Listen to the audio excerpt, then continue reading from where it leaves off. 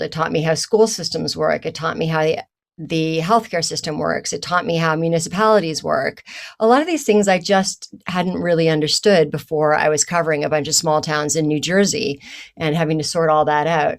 And I loved working at a job at which I was constantly learning. Every single day, it was like being in school out in the world. And I loved that about it, but I missed being in the theater and I had no time to do any creative writing. So eventually I moved back to the city and got a job in magazines so I could perform in small theaters in the evening.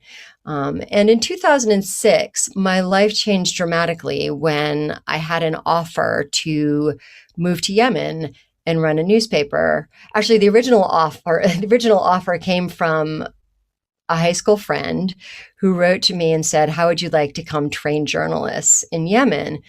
And I said, "I can't just run away from Manhattan and train journalists in Yemen. I have a good job. I've got healthcare.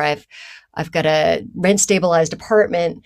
But I have 3 weeks vacation left. I could come to Yemen and do a 3 week training for the journalists there if you think that would be useful."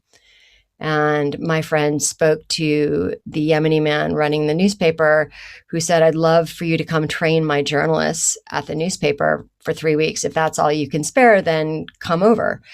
I'd never been to the Middle East before.